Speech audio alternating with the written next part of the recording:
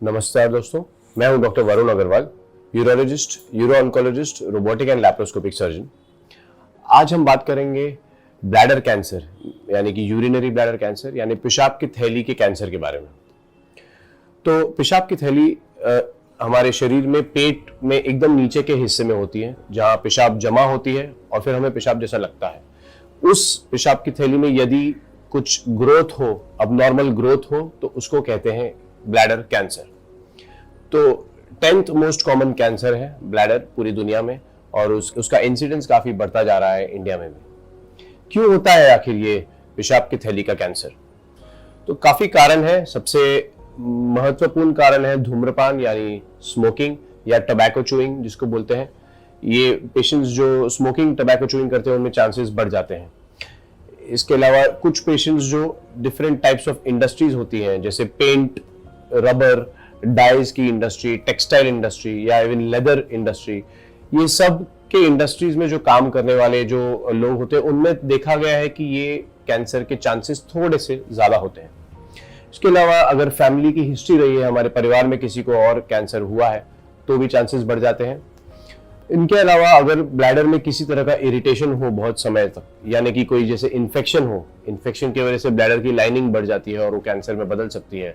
तो कुछ तरह के इन्फेक्शन होते हैं यानी कि स्किस्टोसोमियासिस जैसे, जो अफ्रीका में काफी कॉमनली ब्लैडर कैंसर कर रहा है और डेथ्स भी हो रही हैं काफी उसके कारण। ये एक कारण है। ब्लैडर में अगर यूरिन की ट्यूब रही, जिसको कैथेटर कहते हैं, काफी लंबे समय तक, या स्टोन रहा, पत्थर रहा ब्लैडर में, तो भी ब्लैडर की लाइनिंग को इरिटेशन होता है और ये कैंसर में बदल सकते हैं। तो ये थे कॉजेज या कारण ब्लैडर कैंसर के। अब कैसे पता चलता है हमें कि हमें कैंसर हो सकता है? तो सबसे पहले कॉमनेस्ट सिम्टम या तकलीफ जो पेशेंट जो हमारे पास आता है, इस तकलीफ के साथ आता है कि उसको पेशाब में खून आ रहा है, और क्लॉट्स भी बहुत पेशेंट्स को आते हैं। मैं ये कहना चाहूंगा कि इसका मतलब ये नहीं है कि हर पेशेंट जिसको खून आ रहा है उसको ब्लैडर कैंसर ही है। बहुत सारे कारण होते हैं खून आने के, लेकिन एक उम्र 60 साल के ऊपर जब पेशेंट को खून आता है यूरिन में, तो डेफिनेटली हमें इन्वेस्टिगेट करना है चाहिए ब्लैडर कैंसर के लिए। अपार्ट फ्रॉम ब्लड, अगर किसी पेशेंट्स को काफी पेन होता है नीचे के हिस्से में पेट के, या अगर कैंसर फैला हुआ है शरीर में, तो अलग अलग तरह के दर्द बोन्स में, या वेट लॉस, या हमारा खाना पीना कम हो जाना, ये सब चीजें हो सकती है। हम किस तरह से इन्वेस्टिगेट करते हैं? सबसे पहले एक सोनोग्राफी की जाती है पेट की, देखने के लिए कि ट्यूमर कहाँ है, कितना बड़ा है। उसी को हम कंफर्म करते हैं सीटी स्कैन द्वारा, जिसमें सीटी स्कैन से हमें पता चलता है कितना हद तक कैंसर फैला है पेट में, लिवर में, या कहीं और फैला है कि नहीं। कभी कभी अगर हमें लगता है कि बहुत ज्यादा फैला है शरीर में, तो हम एक पेट स्कैन भी बोल सकते हैं करने के लिए। ट्रीटमेंट में क्या आता है इसके? आजकल सब चीज दूरबीन से की जाती है। तो सबसे पहली चीज है कि हम दूरबीन डालते हैं पेशाब के रास्ते से पेशाब की थैली के अंदर, और वहां पे जो कैंसर है उस ट्यूमर को हम निकाल लेते हैं दूरबीन से ही।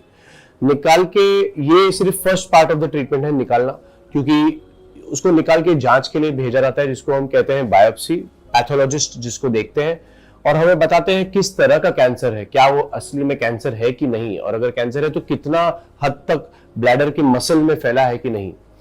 तो यहां से ये फर्स्ट पार्ट ऑफ ट्रीटमेंट ये था। यदि अगर हमें पैथोलॉजिस्ट बोलता है कि ज्यादा नहीं है, ब्लैडर के मसल तक नहीं गया है, सुपरफिशियल ही है, तो हम लोग ब्लैडर में एक दवाई डालते हैं आगे, जिसको हम कहते हैं बीसीजी। 6 साइकिल्स होते हैं, इसका एक पूरा रेजिमेंट होता है जो हमें फॉलो करना पड़ता है। ये ट्रीटमेंट यही खत्म हो जाता है बीसीजी के बाद, लेकिन रेगुलरली दूरबीन से जांच करते रहना पड़ता है ब्लैडर का। अगर हमें पैथोलॉजिस्ट कहता है कि ये काफी डीप तक गया है, ब्लैडर की मांसपेशियों में गया है, तो उसका ट्रीटमेंट होता है अलग, जिसमें पहले कीमोथेरेपी दी जाती है और फिर सर्जरी की जाती है। सर्जरी होती है ब्लैडर पूरा का पूरी ब्लैडर को निकालना, यानी पेशाब की थैली को निकाल देना शरीर से, और हम नया पेशाब की थैली बनाते हैं फिर। तो ये थी सर्जरी। कभी कभी जब कैंसर शरीर में फैल जाता है तो फिर लगता है कीमोथेरेपी, इम्यूनोथेरेपी, ये सब ट्रीटमेंट्स आते हैं।